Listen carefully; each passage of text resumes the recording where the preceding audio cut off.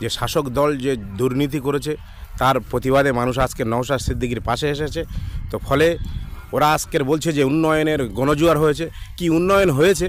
মানুষ যদি একবার সুস্থভাবে যদি ভোট দিতে পারে তো আপনারা বুঝতে পারবেন। সমস্ত মিডিয়া, সমস্ত চ্যানেল সব জায়গায় আজকে দেখাচ্ছে যে উন্নয়ন হয়েছে, কি দুর্নীতি হয়েছে, কি ডাকাতি হয়েছে, সমস্ত মানুষ আজকে জেনে গেছে।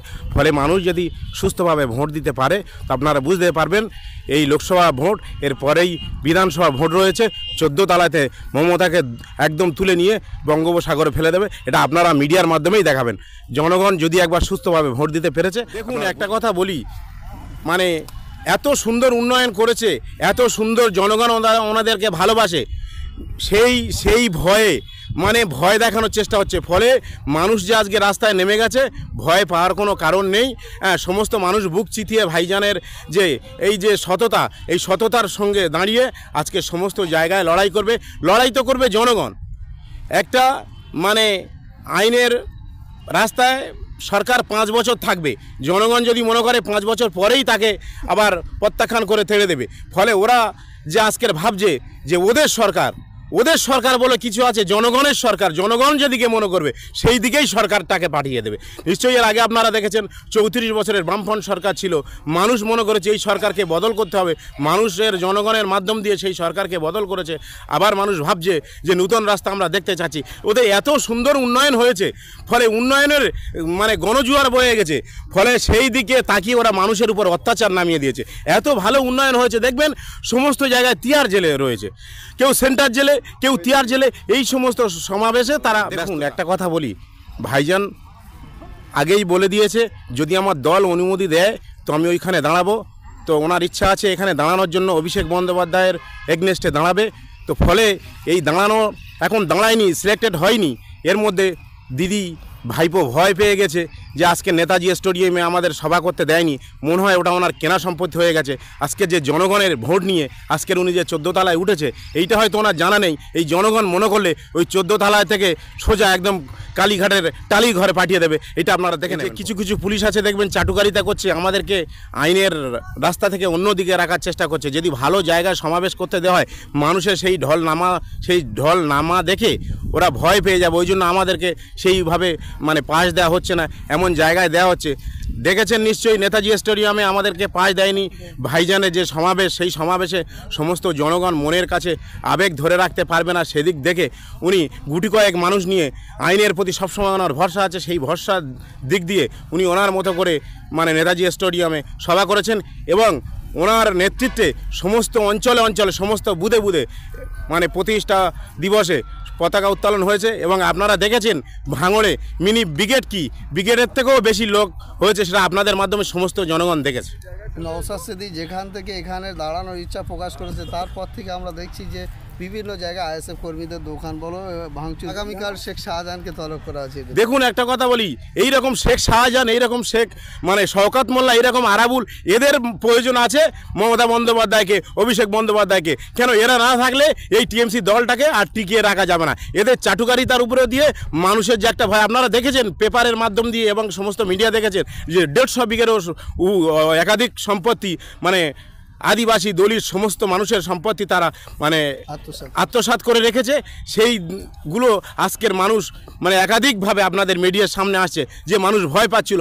মানুষ কিন্তু মৃত্যুর ভয় আর করছে না। তারা জানছে যে আমরা আজকের যে চলে আসতে চাচ্ছি, যে আমরা স্বাধীনভাবে বাঁচতে চাচ্ছি। স্বাধীন ভারতবর্ষতে সমস্ত মানুষের স্বাধীনভাবে বাঁচার অধিকার আছে।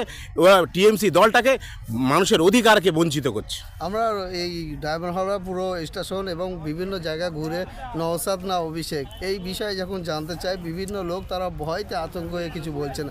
যেহেতু আপনারা সামনে লোকসভা, কত ভোটে লিড দিতে পারবে বলে মনে করছে? দেখুন, একটা কথা বলি, আমরা তো আর ওই জোর জুলুমের রাজনীতি রাস্তায় নেই। ফলে সুস্থভাবে যদি ভোট হয়, আপনারা দেখে নেবেন যে কত ভোট পেয়েছে অভিষেক বন্দ্যোপাধ্যায়। নিশ্চয়ই আপনারা দেখেছেন যে বর্তমানে 14 তলার উপরে বসে আছে।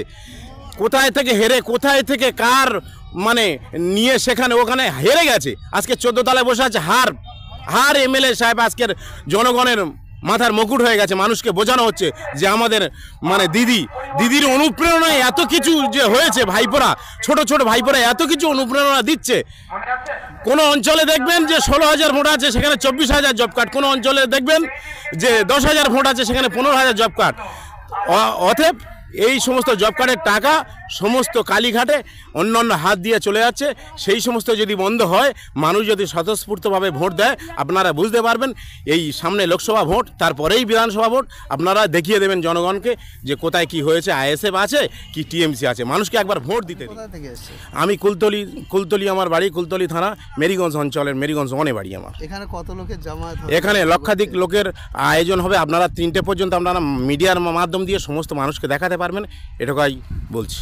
শাসক দল সবসময় বলে যে বিরোধীরা ছোট ছোট মাঠে জনসভা করে বিশাল দেখায়, এই যে বড় একটা জনসভা। শুনুন একটা কথা বলি, ছোট ছোট মাঠ, এই যে ছোট ছোট মাঠ বলে না গো, একবার ওরা পুলিশ দিয়ে আলী হোসেন ভাই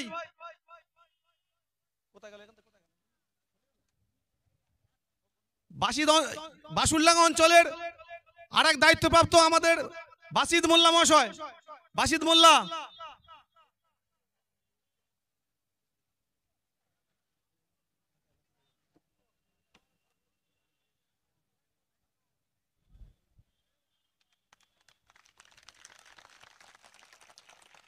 আমাদের মধ্যে উপস্থিত আছেন ডায়মন্ড হারবার 1 নম্বর ব্লকের কনভেনার অম্বল লস্কর এলায়েন্স খোকনকে বরণ করে নিচ্ছেন আমাদের নেত্রা অঞ্চলের সম্পাদক সিদ্দিক ভাই। সিদ্দিক নেই, বাবু চলে এসো। না ওই বাবু, বাপ্পা নেত্রা অঞ্চলে বাপ্পা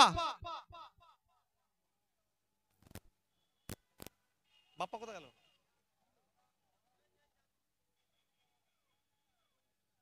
আমাদের 1 নম্বর ব্লকের কনভেনার আমাদের অম্বল লস্কর এলায়েন্স খোকনকে বরণ করে নেবেন নেত্রা অঞ্চলের দায়িত্বে আমাদের বাপ্পা।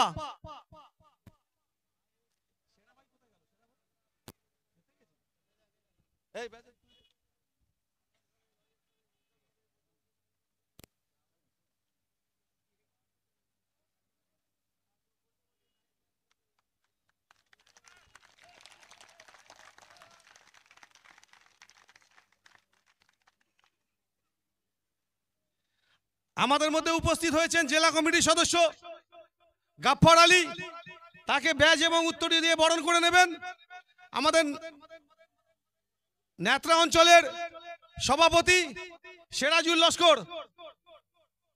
লস্কর।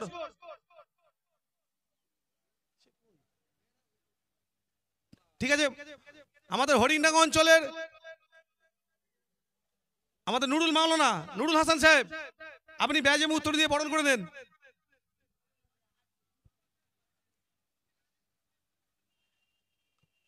মারু ভাবে সাহেব, আপনি একটু মঞ্চের ধারে আসবেন।